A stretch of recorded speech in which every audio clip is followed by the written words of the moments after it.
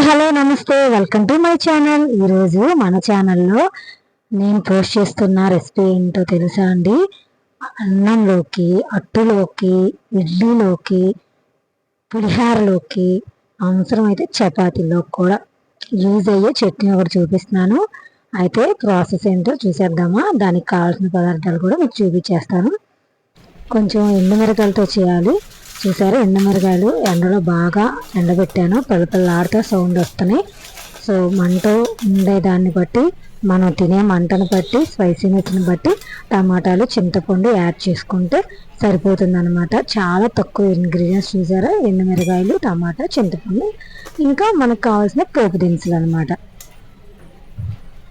So అయితే ఎండుమిర్చి కాకుండా పచ్చిమిర్చి, టమాటా, పచ్చిమిర్చి పచ్చడి చేసుకుంటాం కదా, మాకైతే పచ్చిమిరకాయ పచ్చడి అంటారు.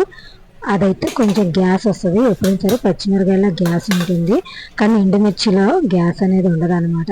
సో ఈ పచ్చడి తిన్నా మనకి ఏమి హెల్త్ ప్రాబ్లం అవ్వదు, స్టమక్ కూడా అప్సెట్ అవ్వదు. చాలా వేడి వేడి అన్నంలో నెయ్యి వేసుకొని తింటే ఇంకా బాగా తింటారు.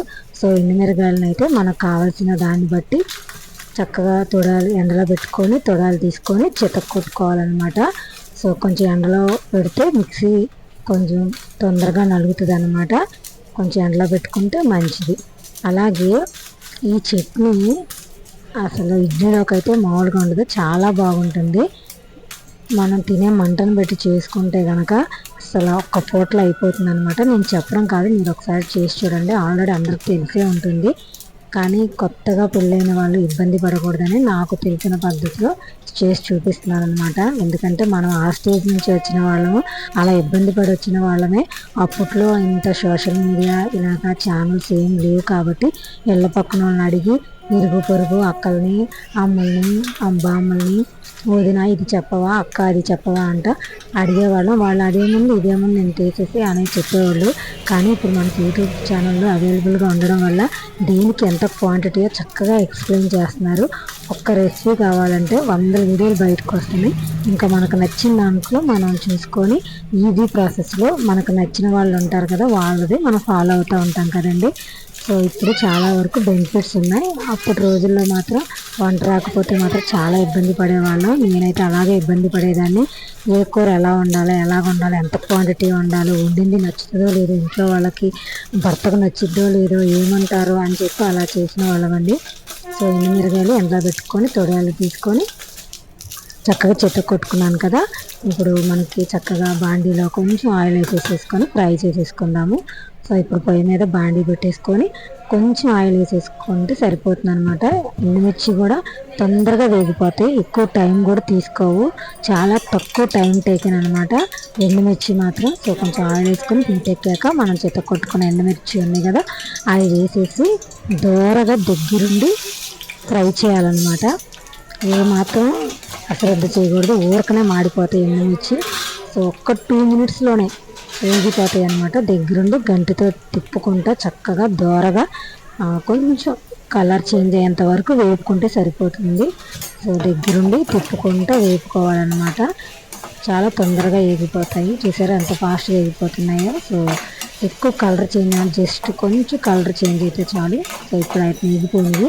వెంటనే గ్యాస్ ఆఫ్ చేసేసి ఆ ఆయిల్ నుంచి తీసేయాలి, లేకపోతే ఆ మంటకి ఇంకా ఫ్రై అయిపోతాయి కాబట్టి. సో వాటిని వెంటనే తీసేసి పక్కన ఒక గిన్నెలో తీసేసుకొని ఆరబెట్టేసుకోవాలన్నమాట.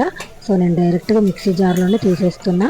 ఇంకా మిక్సీ జార్లో వేసేసి పక్కన పెడతాను. అవి ఆరే లోపల ఈలోపు మనం టమాటాలు వేపుకోవచ్చు, అన్నీ చేసుకోవచ్చు కాబట్టి. సో ఎండుమిర్చి సహా తీసేసాను. ఆ విత్తనాలు సీడ్స్ ఉన్నా పర్లేదు, గంటికి రాకపోతే వదిలేయండి. ఇప్పుడు ఎలాగో అదే ఆయిల్లో మనం టమాటాలు వేపుతాం కాబట్టి ఆ ఆయిల్కి ఆ టమాటాలు చక్కగా సరిపోతుంది కాబట్టి మనం మొత్తంగా వేసేస్తాం కాబట్టి ఆ సీడ్స్ కూడా వచ్చేస్తాయి అన్నమాట. సో ఇప్పుడు టమాటాలు కూడా మనం తినే మంటను బట్టి, తినేదాన్ని బట్టి, ఆ ఎండుమిర్చి మంటను బట్టి అడ్జస్ట్ చేసుకుంటా ఇంకొన్ని టమాటాలు, నేనైతే కొన్ని టమాటాలు వేసాను మీడియం సైజు. చిన్న పీసెస్గా కట్ చేసేసుకొని మూత పెట్టేసుకుంటే చక్కగా మగ్గిపోతాయి. టమాటాల నుంచి వాటర్ అనేది రిలీజ్ అవుతుంది కదా, చక్కగా మగ్గిపోతుంది అనమాట. సో టమాటాలు తిప్పుకుంటా కొంచెం గంటితో నలుపుకుంటా చిరుముకుంటా వేపుకోవాలి. వాటర్ అంతా ఇంకిపోవాలన్నమాట. అప్పుడు పచ్చడి నిల్వ ఉంటుంది. ఆ నీళ్లు కనుక ఉన్నాయనుకోండి పచ్చడి త్వరగా బూజు పట్టి పాడైపోతుంది. సో అవి వేయాలి. నేను కొంచెం కరివేపాకు వేస్తున్నా, వేస్ట్ చేసుకోవచ్చు లేకపోతే లేదు. కానీ కరివేపాకు మిక్సీ పట్టేస్తే కనపడదు, పిల్లలు తినేస్తారని చెప్పేసి నేను ఆ ఉద్దేశంతో కొంచెం కరివేపాకు యాడ్ చేసి దాన్ని కూడా ఫ్రై చేసేస్తాను. మిక్సీ పట్టేస్తాను కాబట్టి అది కడుపులోకి వెళ్ళిపోతుంది అనమాట. సో అలాగా అవన్నీ వేగిన తర్వాత ఆ టమాటాలు చల్లారితే మిక్సీ పట్టుకోవాలి. ఇప్పుడు కొంచెం చింతపండు అనమాట. చింతపండు ఎప్పుడైనా సరే ఆ హీట్ మీద వేసేసి మూత పెట్టేస్తే ఆ హీట్కి చింతపండు మగ్గిపోతుంది. అలా కాకుండా చింతపండు కూడా వేసి వేపామంటే నలుపు వచ్చేస్తుంది అనమాట. సో అలా కాకుండా చక్కగా ఆ వేడికి ఆ చింతపండు అలా వేసేసి మూత పెట్టేస్తే ఆ వేడికి మగ్గిపోతుంది. చల్లారిపోయినాక ఇంకా మనం మిక్సీ పట్టేసుకోవాలన్నమాట. సో ఇప్పుడు టమాటాలు కూడా చల్లారిపోయాయి. ఇప్పుడు నేను మిక్సీలో వేసేస్తున్నా. ఇంకా టమాటాలే కాకుండా కొంచెం 4 రెమ్మలు చిన్నులపాయలు ఎంత మంచిగా వేసుకుంటే అంత ఫ్లేవర్ బాగుంటుంది, అంత హెల్త్ బెనిఫిట్స్ కూడా హెల్త్కి చాలా మంచిది. సో ఎక్కువగా అన్ని వంటకాల్లో చిన్నులపాయలు చితక్కొట్టి వాడడం మంచిదన్నమాట. నేనైతే అలాగే యూజ్ చేస్తాను. అలాగే కొంచెం గళ్ళుప్పు, జీలకర్ర, చిన్నులపాయలు అంతే వేసాను. ఇప్పుడు ఆ టమాటాలు కూడా వేసేస్తున్నా. ఆరిపోయాయి కాబట్టి, చల్లారిపోయాయి కాబట్టి వేడి మీద మాత్రం పట్టకూడదండి.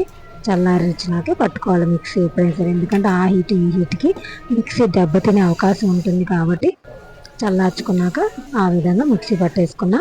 నేను ఇప్పుడు అదే బాండిలో పోపు పెడుతున్నా. మీకు నచ్చకపోతే వేరే దాంట్లో కూడా పెట్టుకోవచ్చు. సో నేను అదే దాంట్లో పెట్టేస్తున్నా. కొంచెం ఆయిల్ వేసేసుకొని చిన్నులపాయలు నేను ఎక్కువ యూజ్ చేస్తానండి. చిన్నులపాయలు చక్కగా చెత్త కొట్టేసుకొని ఆ చిన్నులపాయలు బాగా ఎర్రగా యాగనిస్తే తినేటప్పుడు పంటికి తగులుతుంది, చాలా బాగుంటాయి. సో అలాగే ఎండుమిర్చి, పోపు దినుసులు, జీలకర్ర వేసేసుకొని వేగిన తర్వాత కొంచెం కరివేపాకు వేసుకోవాలి ఫ్లేవర్కి. ఇంకా పోపు కూడా మాడకుండా చక్కగా చూడాలి. చట్నీకైనా దేనికైనా పోపు మంచిగా ఉంటేనే ఫ్లేవర్ కానీ చూడడానికి కానీ బాగుంటుంది. ఏదైనా కంటికి బాగుంటేనే నోటి దాకా వెళ్తుంది అనమాట. సో మనం ఎవరినైనా సరే ఫస్ట్ అట్రాక్ట్ చేయాలంటే కంటికి బాగుండాలి. సో ఆ విధంగా చక్కగా మాడకుండా తాలింపు వేగిన తర్వాత ఇంకా గ్యాస్ ఆఫ్ చేసేసుకొని ఆ మిక్సీలో ఉన్న పచ్చడి అంతా ఇంకా గిన్నెలోకి వేసేసుకొని చక్కగా ఒకసారి కలయి పెట్టేసుకొని కాసేపు మూత పెట్టేసుకొని తర్వాత మనం గాజు సీసాలోకి కానీ చిన్న చిన్న పచ్చడి జాడీలు ఉంటాయి కదా వాటిలో కానీ పెట్టుకుంటే ఇంకా చట్నీ రెడీ అయిపోయినట్టే. అట్లు, ఇడ్లీ, ఇంకా అన్నిట్లోకి అన్నం, వేడివేడి అన్నంలోకైనా పులిహోరలోకైనా అవసరమైతే బిర్యానీలో చికెన్ కర్రీ ఎప్పుడైనా అయిపోయినా చాలకపోయినా కూడా ఇది వేసుకొని తింటే చాలా బాగుంటుంది. నేను చెప్పడం కాదు, ఒకసారి ట్రై చేయండి.